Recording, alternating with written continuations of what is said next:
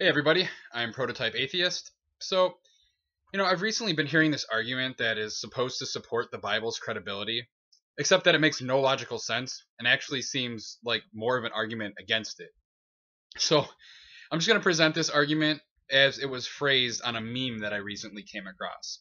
So, I'm going to be quoting here. Is there any evidence that the Bible is a reliable document?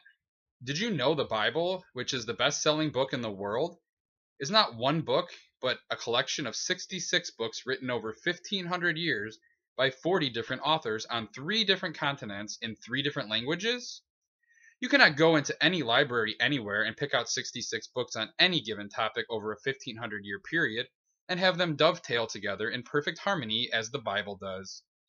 There have been 25,000 discoveries in the Middle East that confirm dates, places, and times found in the Bible. Of the 2,500 prophecies found in the Bible, 2,000 have been fulfilled. No other religious book in the history of the world can claim fulfilled prophecies.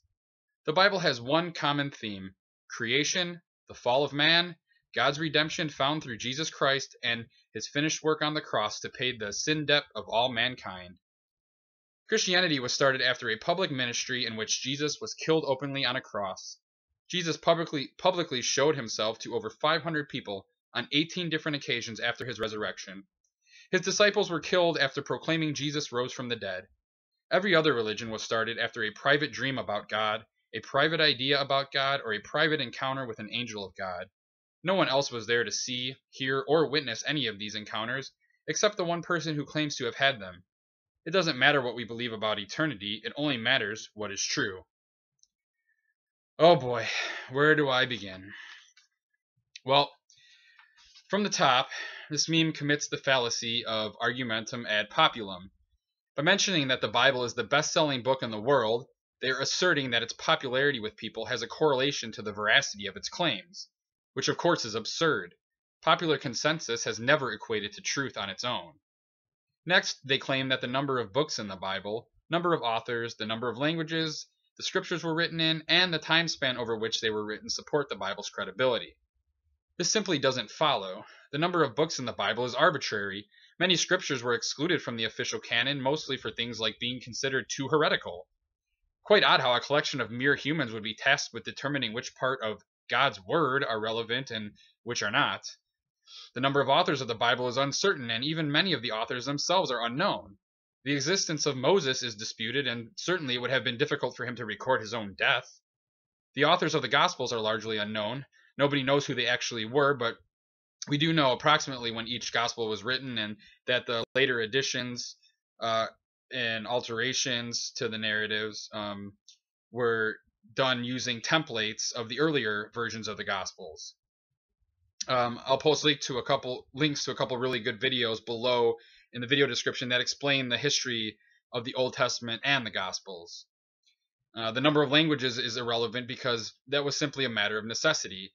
The Israelites used Hebrew, and later on Christians wrote in Aramaic and Greek. This argument in support of the Bible seems incredulous that people back then could translate different languages. They seem to take the Tower of Babel story too literally in that respect. The fact that the Bible was written over 1,500 years also isn't anything special. It just means that the mythology was practiced long enough by people to be added onto. You can trace many of the aspects of the Old Testament back to even earlier religions. So in fact, some of the Bible has actually been around far longer. Now, that's not an endorsement of its veracity by any means. If tribes in the Americas or civilizations in China had written down the same stories or continued the narrative without any communication with the Middle East during this time, then you might have a compelling argument. However, not only do we not see that, but we see that these cultures had their own distinct religions and holy texts, which clearly indicates that religion is a human concept based around local customs and traditions. As far as there being cohesiveness across the Bible, there are numerous contradictions and inconsistencies, and the authors of the New Testament also had the Old Testament to work off of. It isn't like they were unaware of it. Next, the claim is made that over 25,000 discoveries have been made confirming events in the Bible. I'm not sure how accurate this number is, but I've seen this claim repeated in multiple sources. At any rate, no honest person doubts that some of the events in the Bible actually occurred. Yeah, of course the Israelites existed, and yeah, they worshipped Yahweh. None of this proves that Yahweh or Jesus Christ existed or exists now. Aside from that, the evidence which is lacking speaks volumes, such as no evidence supporting the events in Exodus or a complete lack of empirical evidence for the existence of any gods. We also have many claims in the Bible for which there are no external records outside of the Bible and sometimes aren't even corroborated elsewhere in the Bible, such as the claim of a census taking place in the Gospel of Luke, or Herod killing all infant boys under age 2 in the Gospel of Matthew. I'm pretty sure that these events would have been fairly noteworthy and may have drawn the attention of historians, let alone the creator of the universe coming to Earth in human form. Moving on, the claim is made that 2,000 out of 2,500 biblical prophecies have been fulfilled. Again, I have no idea where they are getting these numbers from. They certainly are far too rounded to be entirely accurate, but it is irrelevant. Many biblical prophecies are so vague that they can be made to apply to many different things. In addition, some of the alleged fulfilled prophecies regarding the Messiah were fulfilled ex post facto by the gospel authors who had access to the prophecies in order to know what needed to occur in the story. The aforementioned census to explain why Mary and Joseph went to Bethlehem to have Jesus born is one such example. Another is the strained effort to make sure that Jesus rode into town on a donkey as prophesied.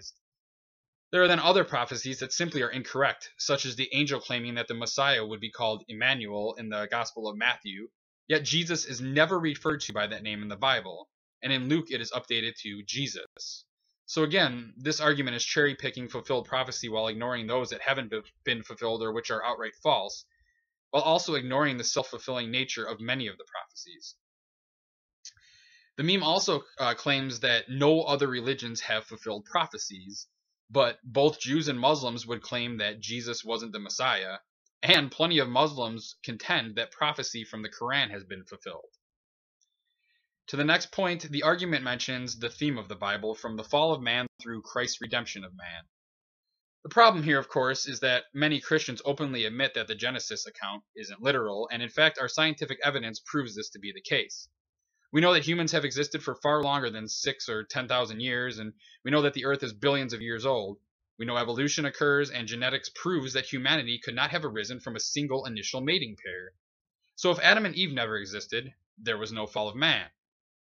And if there was no fall of man, then Jesus' sacrifice makes no sense. And this isn't even to mention the fact that it's wholly absurd that one man's misdeeds should curse all of humans thereafter, or how a vicarious redemption through human sacrifice is unjust and unnecessary. Next, they basically try to lend credence to the Bible by stating that Jesus actually existed and preached openly and was crucified.